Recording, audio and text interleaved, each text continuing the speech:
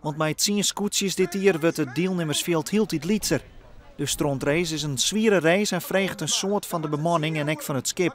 Schepen worden natuurlijk ook langzaam steeds duurder en meer geld waard. Mensen zijn er natuurlijk voorzichtig mee. Je loopt risico's, want het is een heel zware race. Ik denk dat dat meespeelt. Wij zijn op dit moment wel heel erg op zoek naar met name jonge, nieuwe bemanningen. Om te zorgen dat we dat weer nieuw leven inblazen en dat we weer een grote deelnemersveld krijgen. Maar er binnen uitzondering in de vorm van deze zo'n 20-jarige Bas Krom. Het is zijn 14e strontrace, deze keer als skipper van de Lutgerdina Smelterkop.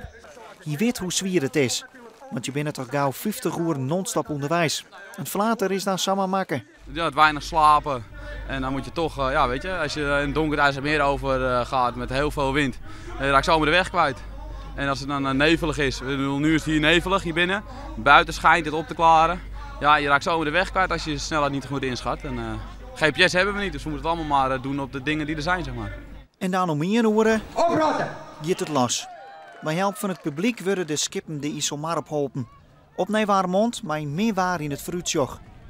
De deelnemers zijn allemaal behoorlijk zenuwachtig. Gisteravond zouden we zelfs even stormachtige wind krijgen. Lijkt nou iets beter te worden. Maar de richting is natuurlijk ook fout voor de schepen die richting Amsterdam moeten. Het is zuid-zuidwestenwind.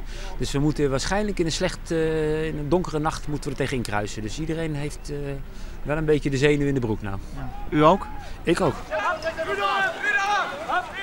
We denken 8 op het IJsselmeer met een scootje, dat doen weinig schippers, zeg maar.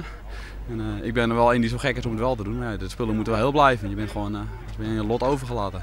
De eerste deelnemers werden in een van Waas die we weer om verwachten in Warkum.